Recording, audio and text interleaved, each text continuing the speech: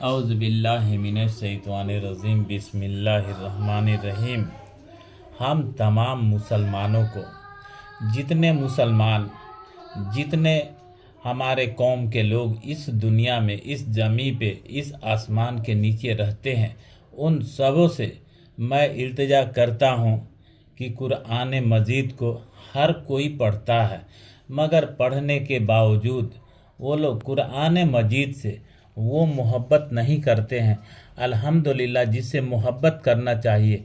हर मुसलमान कौम ये जानता है कि कोई भी काम करने से पहले औज़ुबिल्लाहि मिनश्शैतानिर्रजीम बिस्मिल्लाहिर्रहमानिर्रहीम लोग पढ़ते हैं, मगर ये कोई शख्स ऐसा नहीं बता पाता है कि औज़ुबिल्लाहि मिनश्शैतानिर्रजीम बिस्मिल्लाहिर्रहमानिर्रहीम कब लिखा गया था, किसने लिखा और इसको पढ़ने से हमें क्या होता है।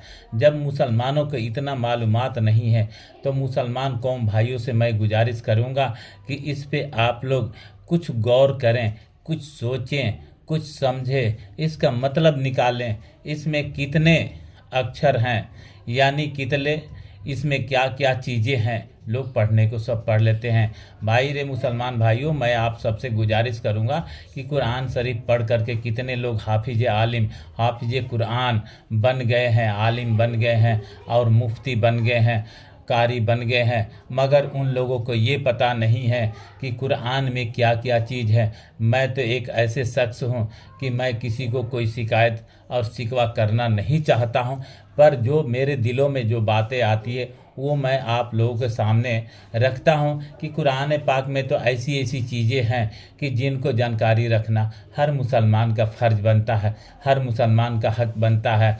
जो मुसलमान इसके रसूल में अगर डूब जाए, वो मुसलमान को कुरान पढ़ने से पहले ही ये सब मालूमात होगा कि कुरान में क्या क्या चीज़ें हैं, क्या क्या बातें हैं। लोग कहते हैं गैबी इल्म, गैबी दीन, लोग कहते हैं ज़मीन का नाम लेते हैं, आसमान का नाम लेते हैं, पर मुसलमानों को ये चीज़ मालूमात नहीं है कि कितने तह में ज़मीन है और कितने तह में आसमान है और कितने दिनों में ये दोनों बनाया गया और ये दोनों में क्या किस वक्त गुफ्तगू हुई। ये सब कारी लोगों से मैं गुजारिश करता हूँ कि इस चीज़ को दुनिया वालों के सामने फॉलो करें, यानी बताएं।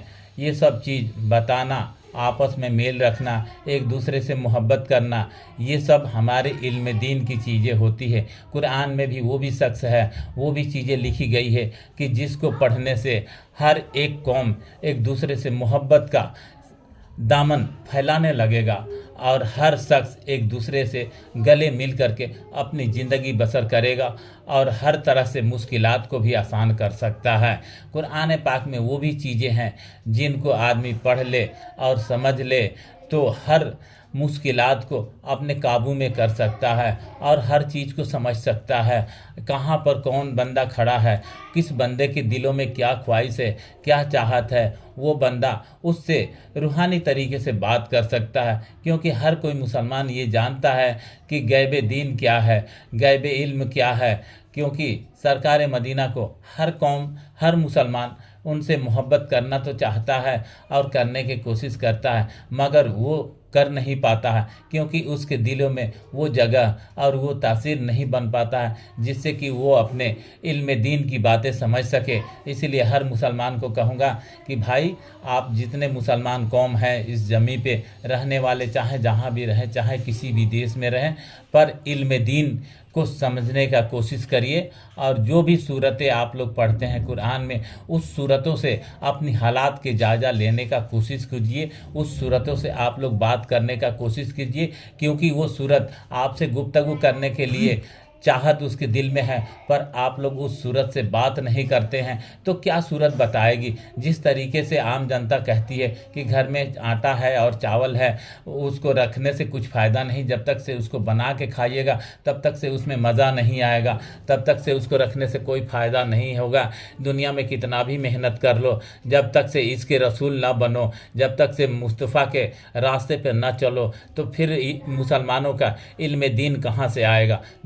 मैं मुसलमान से ये कहना चाहता हूँ कि ऐसा मत सोचना कि कुरान पढ़ने से हम सब कुछ समझ गए और सब कुछ जान गए, नमाज पढ़ने से हम सब कुछ जान गए और सब कुछ समझ गए और हमें दौलत हो जाए। मुसलमानों, ये कान खोलकर सुन लो कि जब तक से रसूल के वसूल को जब तक दुनिया में पहचानिएगा नहीं, तब तक से आपका कोई मनोकामना यानी सोची हुई बातें होना बड़ी मुश्किल है। जो पंजतनी पाक के घराने के लोगों से जो मोहब्बत नहीं किया, उसको हम कहते हैं कि दुनिया में उनकी जीना एक ऐसे ही जीना, दिखावटी जीना है। जो पंजतनी पाक के घराने से मोहब्बत नहीं किया, वो दुनिया में कुछ नहीं किया। सोचो ज़रा गौर से कि इतने बड़े कुरान पाक इस दुनिया में लाया गया, तो ये भी तो सोचना चाहिए कि किसने लाया, कहाँ से लाया, किसने दिया और किसने इसे लिखा और किसने इसे फैलाया। ये सब सोचना हम सब मुसलमानों का हक बनता है। आए मुसलमानों, जितने मुसलमान इस ज़मीं पे जीते हैं, रहते हैं, खाते हैं, पीते हैं, नमाज पढ़ते हैं, मस्जिद बनाते हैं, सब कुछ बनाते हैं, घर बनाते हैं, अपनी अपनी महल बनाते हैं, उन सबों को मैं सलामी पेश करते हुए मैं ये कहूँगा कि आए मुसलमानों, थोड़ा सोचो, ज़रा गौर करो कि सरकार मदीना मोहम्मद मुस्तफ़ा सल्लल्लाहु अलैहि वसल्लम की हालात पे ज़रा गौर करो, उनकी हालात पे नज़र डालो कि उनकी हालात कैसी थी, उनके हालात कैसे कैसे गुजरे, किस किस लोगों से वो मिले, कहाँ कहाँ पर गए। जिस तरीके से बहुत सारे लोग नहीं जानते होंगे और बहुत सारे लोग किताब को पढ़ करके बस उतना ही सीमित रह जाते हैं और ये भी नहीं जानते हैं कि मदीने मनव्वरा में कितने लोग किस तरीके से